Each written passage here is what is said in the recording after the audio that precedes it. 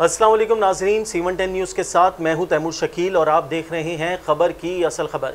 आज के प्रोग्राम में हम बात करेंगे आमिर लियाकत हुसैन साहब के हवाले से।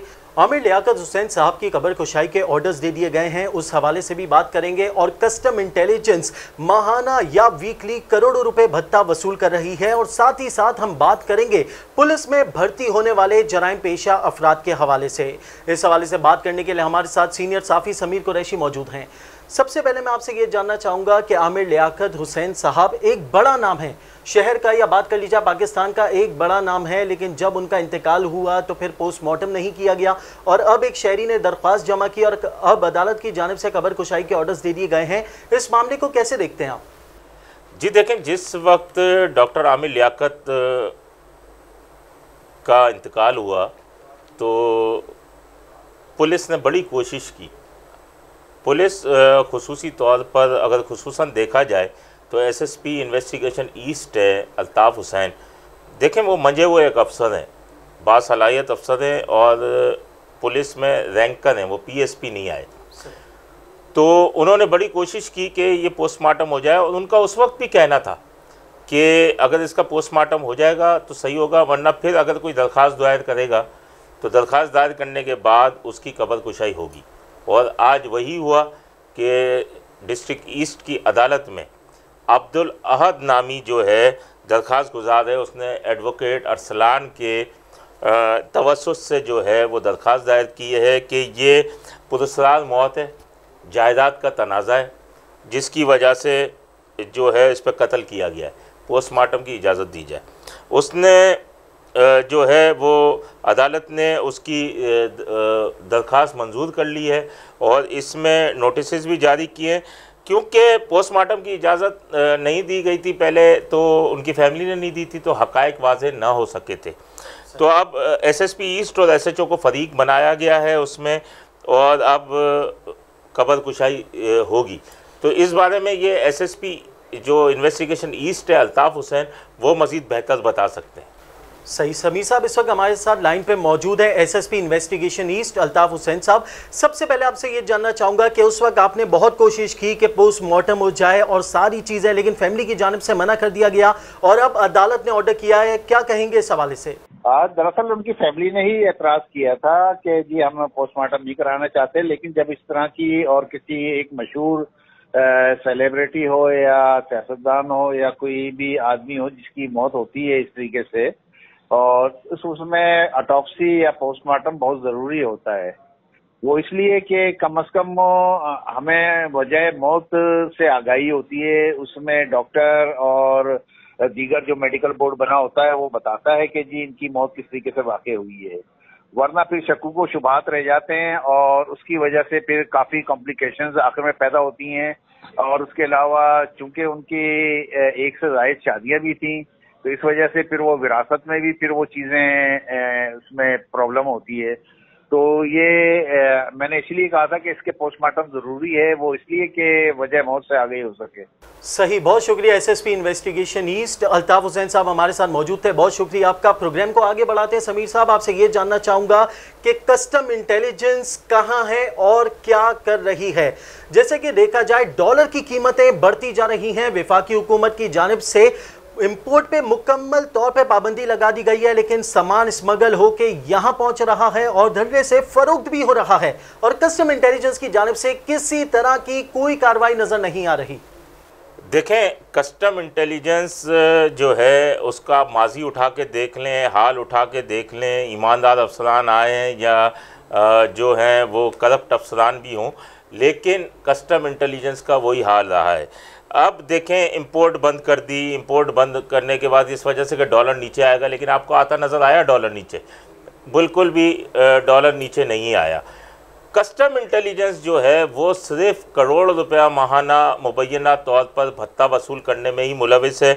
अगर मैं आपसे ईरानी डीज़ल और कुकिंग ऑयल और अपना पेट्रोल की बात करूं तो इसकी स्मगलिंग उरूज पर है। यौमिया 60 से 70 जो है टैंकर यौमिया निकलते हैं, जो रात से 1 बजे से लेके और सुबह 10 बजे तक निकलते हैं, जबकि जो एंटी स्मगलिंग ऑर्गेनाइजेशन जो कस्टम इंटेलिजेंस की है, उसका जो इंचार्ज बनाया हुआ है वो सुहास सिद्दीकी को बनाया हुआ है।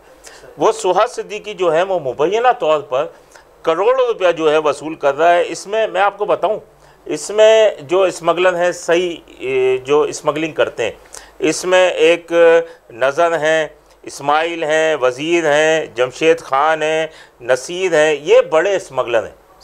इनका काम कभी भी नहीं रुकता। कुकिंग ऑयल भी ईरानी आ रहा होता है इधर। अगर मैं आपको बताऊं तो डीज़ल, पेट्रोल, सारी चीज़ें आ रही होती। कैसे आ रही हैं?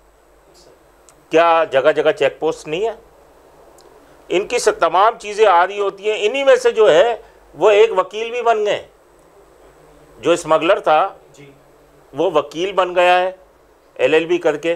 अब वो क्या करता है कि इनकी जो टैंकर और ट्रक पकड़े जाते हैं उनकी टैंकर छुड़ाने का काम करता है। सही। और उसी के तवस्सुत से ये भत्ता जो है ये मुबैना तौर पर सुहा जो है वो उनसे वसूल करता है। सही। समीर साहब, आगे बढ़े। हब रिवर रोड की जानिब से भी इत्तलात मौसूल हो रही थी कि कस्टम इंटेलिजेंस ने बहुत बड़ा छापा मारा, बहुत बड़ी कार्रवाई की, लेकिन उसमें भी जो स्मगलर्स हैं वो अपना सामान छुड़ाने में कामयाब हो गए। सवाल ये पैदा होता है कैसे? देखें, मैं आपको बताऊं, एडिशनल कलेक्टर कस्टम्स हैं उमर शफीक। सही। उनको इत्तला मिली कि मोचको के इलाके में हब रिवर रोड के ऊपर बड़े पैमाने पर स्मगल शुदा सामान पहुंच रहा है। सही। जिसमें इंडियन कपड़ा है, ईरानी चॉकलेट्स हैं, ईरानी और मुख्तलिफ जो हैं चीज़ें हैं, जिसमें चीज़ भी हैं और जूसेस भी हैं। वो अपनी टीम लेके एंटी स्मगलिंग ऑर्गेनाइजेशन की वहाँ पहुँच गए। शेज़ो ट्रक भी ले गए अपने साथ। जब वहाँ पहुँच गए और उन्होंने छापा मारा तो ये तमाम सामान जो है वो बरामद हो गया। सही। बरामद करके इन्होंने शेज़ोर में ट्रक के अंदर मुंतकिल कर दिया, और भी ट्रक थे मुंतकिल कर दिया। लेकिन वहाँ पर स्मगलर जो थे वो मुश्तैल हो गए, और मुश्तैल होने के बाद उन्होंने घेरा डाल दिया इनके गिर्द। जब घेरा डाल दिया तो उसके बाद कस्टम इंटेलिजेंस की टीम पसपा हो गई, एडिशनल कलेक्टर खुद पसपा हो गए। आपको फुटेज में नज़र आ रहा होगा कि वो हाथ बांध के उनके साथ हंस के बातें कर रहे हैं, और फिर उन्होंने राह फरार के अंदर जो है वो गनीमत जानी कि यहाँ से निकल जाएं, वरना स्मगलर्स आपको पता है कि माजी के अंदर भी कस्टम अफसरान को मारते रहे हैं, और इस तरीके से वो भागने पे उन्होंने आफियत समझी, वहाँ से वो निकल गए। लेकिन कमाल की बात यह है कि एक हफ्ते में, ये एक हफ्ते पुरानी बात कर रहा हूँ मैं आपसे, एक हफ्ते में न ही कोई मुकदमा हुआ, न ही कोई एंट्री हुई इतने बड़े पैमाने पे। ना कोई सुपरिटेंडेंट गया, ना कोई इंचार्ज गया, एडिशनल कलेक्टर कस्टम इंटेलिजेंस जा रहा है वहाँ 4 करोड़ रुपए मालियत की ब्लैक 4600 सीसी की लैंड क्रूज़र इस्तेमाल कर रहे हैं। एडिशनल कलेक्टर कस्टम, उनको किसने इख्तियार दिया है कि वो एडिशनल कलेक्टर कस्टम 4600 सीसी की ये गाड़ी इस्तेमाल करें? उस गाड़ी में ये गए हैं अपनी टीम के साथ। ठीक है, एक वाक़या हो गया, हादसा हो गया, रोक लिया, उन्होंने निकाल लिया, सामान उतार लिया सारा, आपके ऊपर हमला कर दिया, लेकिन रेंजर्स नहीं थी ऑनलाइन। आप रेंजर्स को लेते, मतलब ये वाक़ये की रिपोर्ट ही नहीं की उन्होंने। ना कोई रिपोर्ट हुई, ना कोई, एक हफ्ता गुजर गया, ना कोई एंट्री है, ना कोई FIR है, एक हफ्ता गुजर गया है। मजबूरी ये है कि इनको भागना पड़ा। ये रेंजर्स और पुलिस को बुला सकते थे, बिल्कुल बड़ी एजेंसी है, रेंजर्स और पुलिस को बुलाती, लेकिन असल पता नहीं क्या हुआ, ये उनसे मिसफायर हुआ है, क्या हुआ है। लेकिन सोचने की बात है कि जब आप ना तजुर्बेकार सुहा जैसे अफसरान को ASO का इंचार्ज बनाएंगे और तजुर्बेकार स्टाफ का आप जब दीगर सूबों में तबादला कर देंगे और चार्ज स्टेटों और क्लर्क्स को दे दिया जाएगा, बिल्कुल, तो इस तरह की सूरत हाल का सामना होगा। क्योंकि आप यह भी देख लें, कस्टम इंटेलिजेंस की बड़ी सीटों की तरफ जाएं तो डायरेक्टर हेडक्वार्टर इस्लामाबाद का मोहम्मद ताहिर का तबादला हुआ, सीट खाली। डायरेक्टर पिंडी नदीम एहसन का तबादला हुआ, सीट खाली। डायरेक्टर मुल्तान का तबादला हुआ, सीट खाली। जब ऊपर से नीचे तक खाली होंगी, हमारे कस्टम इंटेलिजेंस के जो डायरेक्टर आए हैं, साकिब सईद बहुत काबिल अफसर हैं, लेकिन डायरेक्टर जनरल इंटेलिजेंस जो हैं रशीद शेख, उनकी पॉलिसियों के आगे बेबस है। लाजमी सीटों पे भी रहना होता है, हर किसी से इख्तिलाफात नहीं किए जा सकते, लेकिन ये मैं आपको बताऊं कि इस तरीके से ना तजुर्बेकार स्टाफ के साथ आप जाएंगे, छापे मारेंगे और सारी चीज़ें करेंगे। आज भी मैं आपको बताऊं, आप मेरे साथ चलें अभी उठ के यहाँ से, मैं आपको बताऊं ईरानी तेल कैसे आ रहा है, डीजल कैसे आ रहा है। रात 10 बजे से लेके रात को अगर आप देखें तो तकरीबन कोई 1 बजे से लेके सुबह 10 बजे तक ये तमाम स्मगलिंग चल रही होती है। तमाम अमला फैज़याब होता होता है। स्मगल शुदा चीज़ के बारे में कोई नहीं सोच रहा, डॉलर ऊपर जा रहा है, मुल्क की मफाद के लिए कोई नहीं सोच रहा। करप्ट तरीन अमला बिठाया हुआ है उन्होंने। मैं आपको बताऊं, गुज़िश्ता दिनों में एक तेल की कंपनी पे कस्टम इंटेलिजेंस ने छापा मारा। वहाँ तेल की कंपनी जो मारूफ कंपनी है इस शहर के अंदर, उसने ईरानी कुकिंग ऑयल मंगवा के और डब्बों में भर के और मार्केट में सप्लाई कर रहा था।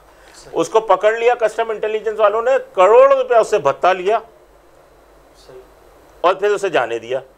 उनका ट्रांसफ़र कर दिया गया लाहौर में, किसी का इस्लामाबाद में, किसी का कहाँ पे। भाई सज़ा दे दो। नहीं, सज़ा वज़ा का तो कोई तस्वुर ही नहीं है ना। वो उसने भत्ता लिया, छोड़ दिया। वो कंपनी आज भी चल रही है, इसी तरह ईरानी कुकिंग ऑयल बेच रही है। सही, मतलब अफसरान जो है वो अपने मुल्क और पाकिस्तान के बारे में नहीं सोचे, वो सिर्फ अपनी जेबें भरने में मसरूफ़ हैं। चलो आगे चलते हैं, बात करते हैं खारादर बम धमाके के हवाले से एक तफ्तीश हुई है। तफ्तीश में एक पुलिस एहलकार को गिरफ्तार किया गया है। ये जो गिरफ्तार पुलिस एहलकार है, इसके खिलाफ पहले भी मुकदमात जो हैं वो दर्ज हो चुके हैं और इसने सनसनीखेज इंकशाफात किए हैं। आखिर ये अफसर इस तरीके के एहलकार कैसे भर्ती होते जिनके केसेस हुए इन पे? देखें, वाकई इस एहलकार की भर्ती ने भर्तियों के तरीक़ेकार पर सवालात उठा दिए। बिल्कुल। मैं आपको बताऊं, हमारे दोस्त हैं आरिफ महमूद, 92 न्यूज़ के ब्यूरो चीफ हैं। उन्होंने एक रिपोर्ट आज फाइल की है कि ये जो तफ्तीश में इसने मुश्तरका तफ्तीश जो हुई है उसमें अहम इंकशाफात किए। उसमें इंकशाफात किए कि दिलबर जो है 2016 के अंदर दहशतगर्दी के केस में बंद हुआ, 780। उसके बाद ये 17 के अंदर जब रिहा हुआ तो उस वक्त ये महकमा तालीम में 14 ग्रेड पे भर्ती हुआ। आप ये तो देखें, 780 में आया, पुलिस क्लियरेंस भी हो गई उसकी, और 2017 में ये 14 ग्रेड में भर्ती हुआ। और उसके बाद जो है ये 2016 में दहशतगर्दी में मुलव्वस था, 17 में भर्ती हुआ, उसके बाद ये पुलिस में भर्ती हो गया। इसने इंकशाफ किया कि असगर शाह, आकिब चांडी और जुल्फ़िकार खासकेली से वो एसआरए वाले जो हैं, सिंध रेवोल्यूशन आर्मी, उनसे राब्ते में था। उनके कहने के ऊपर उसने ये धमाका किया जिसके अंदर जानें ज़ाया हुई। एक बच्चे की माँ जो है वो जहाँ बहक हो गई, जिसकी वीडियो भी सोशल मीडिया पे बहुत वायरल हुई थी, बच्चा जो अपनी माँ को पुकार रहा था। जी, अब मुझे ये बताएं कि अब इसको कौन देखेगा? यानी कि भर्तियों के तरीक़ेकार के ऊपर तो सवाल उठ गए ना। वैसे आप क्या समझते हैं, ये जो भर्तियों का इनका तरीक़ेकार है, जो सिस्टम है, इस निज़ाम में कैसे बेहतरी लाई जा सकती है? देखें, यही हमारे दोस्त हैं आरिफ महमूद, नेमत है। इन्होंने एक, नेमत जो है हमारे सीनियर सहाफ़ी हैं और आरिफ महमूद भी सीनियर सहाफ़ी हैं, क्राइम रिपोर्टर एसोसिएशन के ये यानी कि मेंबर्स भी हैं। इन्होंने बड़ा अच्छा एक तज्ज़िया किया है, मैं उनका तज्ज़िया दोहराना चाहूँगा। उन्होंने ये बताया कि जिस वक्त जो है वो ये भर्तियां जो हो रही थी, उस वक्त इस दिलबर अली को जब भर्ती किया गया है तो भर्ती के तरीक़ेकार में बेहतरी लाई जाए। Karachi law and order case के दौरान सिंध पुलिस में जब अफसरान के बारे में फ़ैसला हो रहा था, उसमें कहा गया था कि सिंध पुलिस के अफसरान लिसानी और फ़िरका वाराना झुकाव के अंदर जो हैं वो मुलविस हैं, उनका झुकाव उस तरफ है। फिर उस वक्त जो है उन्होंने ये भी कहा कि आप ये देखें कि सीटीडी के अफसरान शॉर्ट टर्म किडनैपिंग में गिरफ्तार हो रहे, ठीक है। एक आपको याद होगा छालिया का मुखबर कस्टम्स का, उसको गिरफ्तार किया था, जो हारून कोराई, वो भी गिरफ्तार है अभी तक, उसके कत्ल में मुलविस था। तो इसका मतलब ये है कि ये सारी चीज़ें जो हैं ये हो रही हैं। अच्छा, मैं आपको ये बताऊं कि मेरा एक मशवरा है, बाकी तो पुलिस के अफसरान बेहतर जानते हैं, वो किसी को ऐसे ही भर्ती कर लें, लेकिन जिसको भी भर्ती करें, किसी भी इदारे में भर्ती करें, सोशल मीडिया की मॉनिटरिंग ज़रूर करें।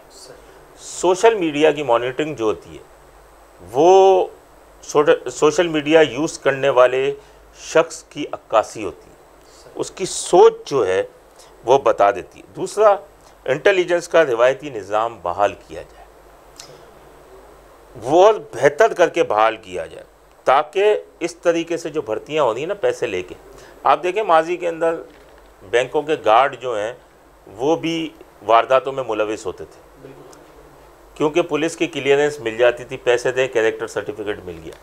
तो इन तमाम चीज़ों को, इंटेलिजेंस निज़ाम को, सोशल मीडिया को आपको दुरुस्त करना पड़ेगा, तो उसके बाद हालात सही होंगे। अच्छे अफसरान बिठाएं, कस्टम इंटेलिजेंस में भी मैं ये मशवरा दूंगा, अच्छे अफसरान बिठाएं, तो ये मामलात ख़त्म होंगे, वरना जैसा चल रहा है मुल्क वैसे चल ही रहा है। सही, बहुत शुक्रिया समीर कुरैशी, आपने हमें वक्त दिया। जैसे कि आपने सुना, सीनियर सहाफ़ी का कहना था कि भर्तियों के निज़ाम में बेहतरी लानी होगी और स्पेशली सोशल मीडिया की मॉनिटरिंग करनी होगी। सोशल मीडिया की मॉनिटरिंग क्यों करनी होगी? सोशल मीडिया की मॉनिटरिंग करने से पुलिस एहलकारों के माइंडसेट का अंदाज़ा किया जा सकता है। इस वजह से सोशल मीडिया की मॉनिटरिंग करना बेहद ज़रूरी है। इसी के साथ दीजिए इजाज़त अपने होस्ट तैमूर शकील को। अल्लाह निगहबान। C110 न्यूज़, खबर की असल खबर।